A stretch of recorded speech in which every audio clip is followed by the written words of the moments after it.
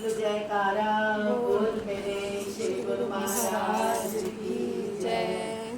श्री परमहंस ज्ञान जी महाराज की जय। श्री नंगली निवासी भगवान जी की जय। श्री नंगल बिहारी महाराज की जय। श्री परमपुरी भगवान की जय। सब संतों भक्तों की जय। परम पूज्य परम आराध्य देव सतगुरु भगवान के चरणों में कोटि कोटि नमन। गुरु प्यारी साध संगत जी, आज बहुत दिन के बाद गुरुदेव ने हमें अपने पास बुलाया, लेकिन महाराज जी की बहुत बड़ी कृपा है। और आप ये देखो, गुरुदेव ने अखंड जोत जला के सारी संगत को बोले कि भजन करो, नाम जपो। दवाइयों से कोरोना जाने का नहीं है, ये कोरोना नहीं है, ये भगवान का क्रोध है। बंदा अपने बुरे कर्मों से नहीं हटता और भगवान ने बहुत इंतजार करी, बहुत करी। बाहरले देशों में आया और चला गया, यहाँ से क्यों नहीं जा रहा? ये बंदा जिम्मेवार है, इसके कर्म जिम्मेवार है। हमारे देश में संत भी यहाँ होते हैं, ऋषि मुनि महात्मा भी यहाँ होते हैं, तपस्वी भी यहाँ होते हैं और ठग भी यहीं पे होते हैं। सबसे ज्यादा झूठ बोलने वाले, सबसे ज्यादा ठगियां करने वाले, अपने काम में वो करने वाले क्या करते हैं? हर बात में झूठ। 10 रुपए की चीज 100 रुपए में बेचो, 100 रुपए की 500 में बेचो। क्या करोगे? कहाँ ले जाओगे पैसे? 2 रोटी खानी है, 2 कपड़े चाहिए और बहुत पैसा आ जाएगा तो क्या होगा? अहंकार चढ़ जाएगा और पाप करोगे। शास्त्र पढ़ो, शास्त्र कहते हैं आपके जीवन के 4 पुरुषार्थ हैं: अर्थ, धर्म, काम और मोक्ष। सबसे पहले अर्थ, अर्थ का मतलब है धन। धन के साथ काम को जोड़ा है। काम का मतलब कामनाएं, वासनाएं, इच्छाएं। अर्थ को पैदा करो कामनाओं की पूर्ति के लिए। अर्थ को पैदा करो कामनाओं की पूर्ति के लिए। नए धर्म अर्थ, पहले धर्म, पहले अर्थ फिर धर्म, काम नहीं। अर्थ धर्म, अर्थ धर्म, काम और मोक्ष। धन कमाओ धर्म के लिए और कामनाओं की पूर्ति करो मोक्ष के लिए। मोक्ष के साथ काम जोड़ा, अर्थ के साथ धर्म जोड़ा। क्यों? ऋषियों ने जोड़ा, महापुरुषों ने जोड़ा, योगियों ने जोड़ा, वो भी हिंदुस्तान के लोगों ने जोड़ा। और 2 के 20 बनाओ, ये भी हिंदुस्तान में है, बाहर नहीं है ये। बाहर 8 घंटे में किसी को अपनी ड्यूटी पे एक कुर्सी भी नहीं मिलती, खड़े होके काम करते। आप बड़े बड़े 2-2 किलोमीटर के मॉल में जाओ, आपको बैठने के लिए कुर्सी नहीं, ना बेचने वाले के लिए ना खरीदने वाले के लिए। काम काम काम के समय काम करो, काम से खाली हुए तो आराम करो। और हमारे यहाँ कहते हैं काम के समय आराम कर लो, आराम के समय दूसरा काम कर लो। किसके लिए? क्या ले जाओगे यहाँ से? ये भी ले जाओगे जो पहन के फिरते हो। ये शरीर भी हमारे बस का नहीं है, उसके हुक्म में है। किसी को पता था? किसने पंडित ने बताया था कि इस सन में कोरोना आएगा और 17 करोड़ लोग मर जाएंगे? अब ये है, अभी गया नहीं है। 17 करोड़ लोग चले गए। छोटे छोटे देशों की तो आबादी भी 17 करोड़ नहीं है। ये तो हिंदुस्तान है, यहाँ पे 1 अरब 40 करोड़ लोग रहते हैं। बाहर सबसे बड़ी पाप आत्माएं भी यहीं पे रहती हैं। सबसे ज्यादा झूठ बोलने वाले लोग भी यहीं पे रहते हैं और सबसे बड़े तपस्वी और महात्मा भी यहीं पे रहते हैं। सत्संग करने वाले भी यहाँ बहुत है, नाच नाच के गाने वाले भी यहाँ बहुत हैं और सच को अपने जीवन में उतार के सच्चा सुच्चा बनने वाले भी यहाँ बहुत हैं। बात पते की क्या है कि आप कहते क्या हो और आप करते क्या। क्या हम जो गाते हैं वो सच दिल से गाते हैं? अगर हम दिल से गाते तो आपके हम कब के तर गए होते। गुरु महाराज जी कहते थे हम लोगों ने इतनी बार जन्म लिया कि हमारी हड्डियों से हिमालय पहाड़ बन जाए। इतने बार जन्म लिया, शरीर छोड़ा, हड्डियों के पहाड़ बन जाए, पर हम तरे क्यों नहीं? मोक्ष क्यों नहीं मिला?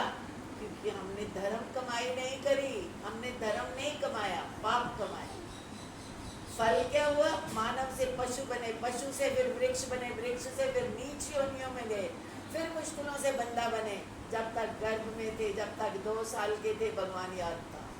जब इधर ध्यान गया, भगवान भूल गए। मैं मेरा बैर, ईर्ष्या, द्वेष, निंदा, चुगली, ये हमारी दौलत बन गई। और फिर हम कहते भगवान जी आप आए नहीं। द्रौपदी के कहने पे आ गए। द्रौपदी के कहने पे ऐसे नहीं आए भगवान। द्रौपदी ने भी सीधा उनको नहीं बुलाया। द्रौपदी ने सबसे पहले अपने पतियों की तरफ देखा। मेरे 5 पति, कोई मेरी साड़ी उतार दे। और 5 पतियों की तरफ देखा और उसे झुकाए बैठे। उसने बोला यहाँ भीष्म पितामह, यहाँ पे द्रोणाचार्य, यहाँ पे कृपाचार्य, इतने बड़े गुरु। देखा तो वो भी सिर झुकाए बैठे। अब सोचती है मैं कोई सामान्य कन्या हूँ, मैं तो यज्ञ कन्या हूँ, मैं तो हवन कुंड से पैदा हुई। द्रौपदी ने जन्म नहीं लिया है, द्रौपदी हवन कुंड से पूजा के द्वारा पैदा हुई है, तो मैं तो दिव्य कन्या हूँ। उसने अपने दांतों तले दबा ली अपनी चुन्नी, अपनी साड़ी, कि मेरे में बहुत बल है, मैं यज्ञ कन्या हूँ। और जो साड़ी खींच रहा है उसमें कई हजार हाथियों का बल है। उसने एक बार छीनी तो दांतों से बाहर आ गई। अब कोई नहीं बचा, ना शरीर बचा, ना रिश्तेदार बचे, ना पति बचे। अब कौन बचा? भगवान। और भगवान कहाँ है? द्वारिका। और ये कहाँ बैठी है, कहाँ खड़ी है? हस्तिनापुर, मेरठ के पास है। अब उसने हैंड्स अप कर दिए, अब कोई नहीं मेरे को बचाने वाला, कोई बचा ही नहीं सकता।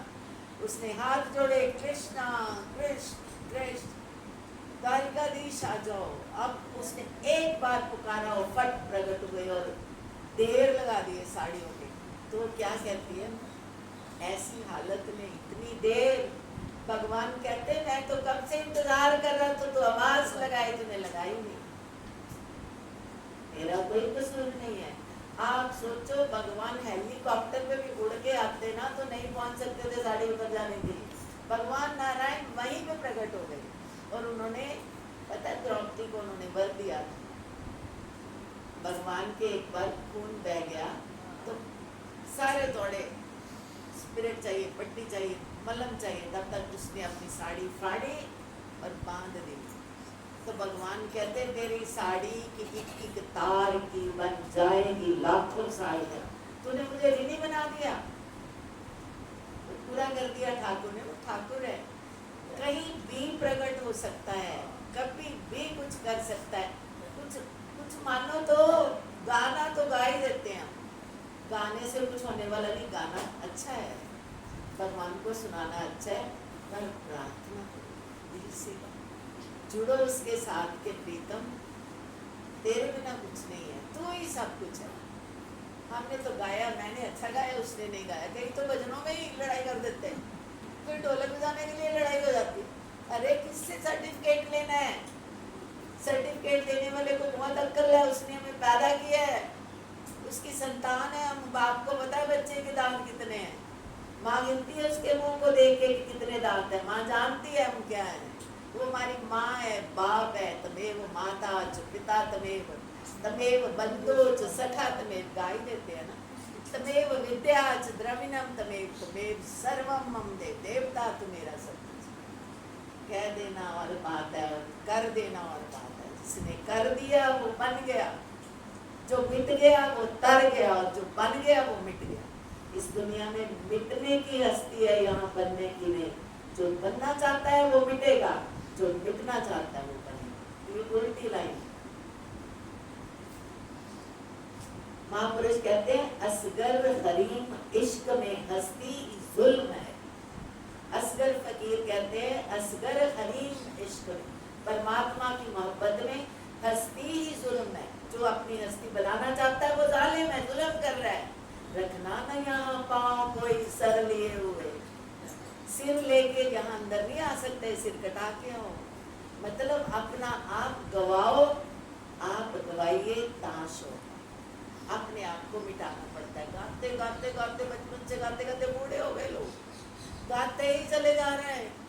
अपने हृदय को टटोलो, 10 मिनट भजन पे बैठो। गुरु महाराज ने हुक्म दिया कम से कम 1 घंटा बैठो। जब तक श्री नंदी साहब से हुक्म नहीं आता बैठते जाओ, बैठते जाओ, रोज बैठो। और बैठने का मतलब क्या है? सारा साल बच्चा पढ़ता है, पेपर 3 घंटे, आप सारा दिन जीतते हो, 1 घंटे में पेपर ले लो, मन लगा, अगर लगा तो थोड़े थोड़े नंबर आ गए पास होने के बराबर, और पूरा लग गया तो पूरे आ गए, और होश खो गए तो फिर मेरिट आ गई।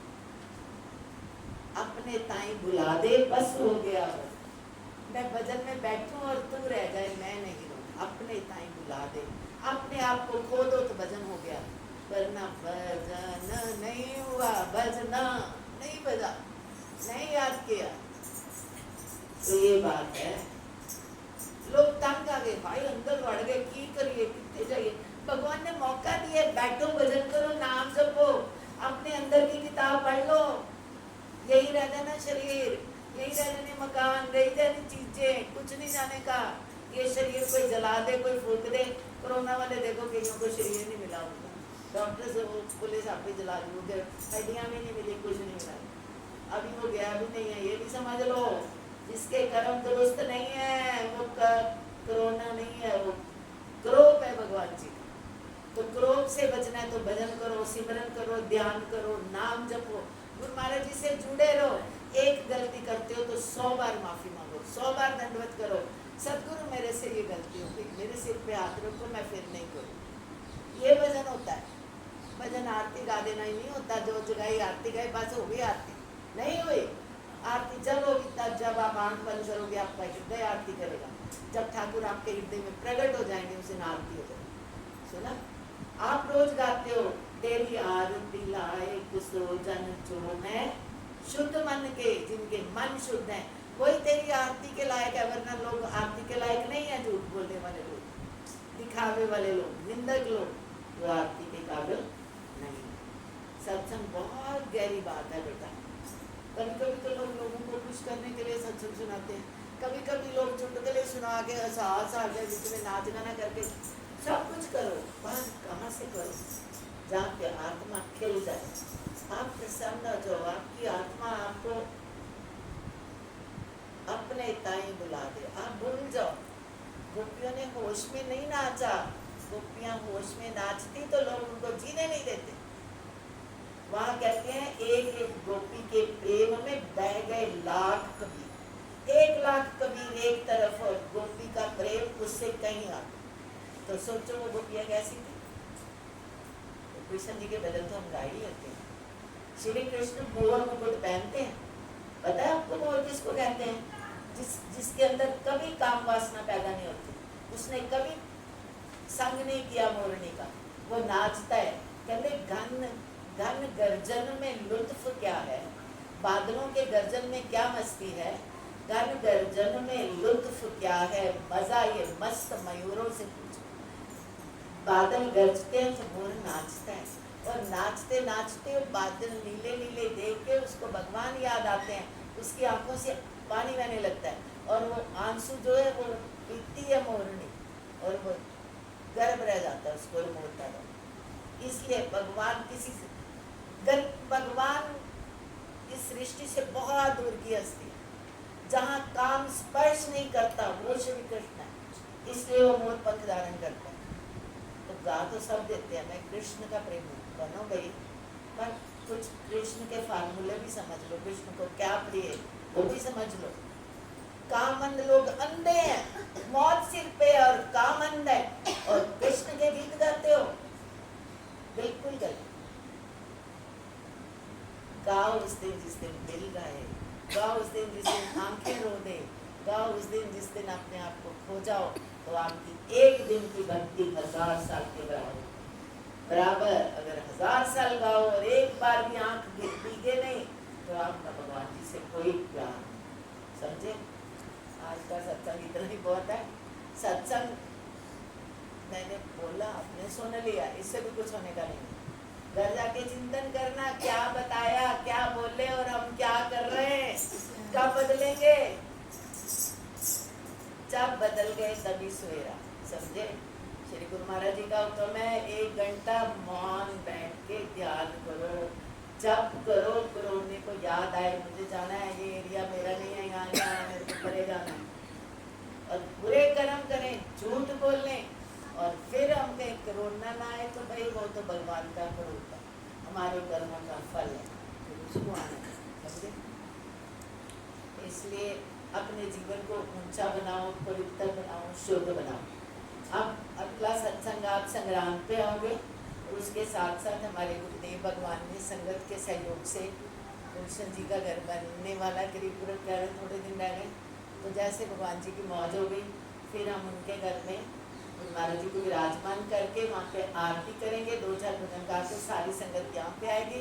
तो महाराज जी का हम धन्यवाद करके, तो महाराज जी को नमस्कार के, सतगुरु ने वचन दिया और सतगुरु ने पूरा कर दिया। ये मेरे भगवान का कैसे किया ये भगवान जी जानते हैं, किस किस ने क्या क्या किया ये भी सबको पता है, पर जो किया मैं कहती हूँ मेरी सरकार ने। कोई मत सोचे दीदी ने किया, दीदी कोई चीज नहीं है, दीदी भगवान का एक छोटा सा जीव है। हाँ, इसके पीठ पे मेरी सरकार 4 गुरुदेव का हाथ है। जो इस मुंह से निकलवाते हैं वो कहते हैं वचन मानो, वचन मानोगे तो गुरुमुख, नहीं तो मनमुख। तो वचन कहलवाते भी हैं और वचन मनवाते भी हैं और पूरा भी करते हैं। तो मेरी सरकार ने वो पूरा कर दिया, मेरे भगवान ने पूरा किया, भगवान के बच्चों ने पूरा किया। तो हम उनका धन्यवाद करने के लिए उस दिन सत्संग करेंगे। अब अनाउंस हो जाएगा थोड़े दिनों में, जब भगवान जी काम पूरा कर दे, 99% तो हो गया, हो जाएगा। 16 तारीख को सत्संग होगा संग्राम का, उसके बाद गुरु पूर्णिमा है 24 को। उसके लिए नंदी साहब के लिए ऑर्डर है कि संग्राम से लेकर 23 तारीख तक संगत आ सकती है और पूजा करके जा सकती है। कोई बस लेके भी जाएगा, कोई रहने के लिए भी जाएगा, सुबह जाओ और वापस आ जाओ। तो जो 24 को गुरु पूर्णिमा है, उस दिन सिर्फ संत जन पूजा करेंगे, उस दिन संगत को पूजा नहीं मिलेगी। तो हम यहाँ पे 26 तारीख को, शायद उस दिन मंगलवार पड़ता है, क्योंकि 24 को सैटरडे, 25 को संडे, 26 को सोमवार। तो सोमवार हम लोग अपने घर में, जो संगत कहीं नहीं जा पाएगी, जा भी पाए तो भी हमने अपने परम गुरु भगवान की पूजा करनी है उस दिन, वो हम सब उसको करें, ठीक है। तो ये सत्संग कविता की तरह मुझे पता है, आगे भगवान जी कोई नया ला दे तो और बोलिए सद्गुरुदेव भगवान की जय।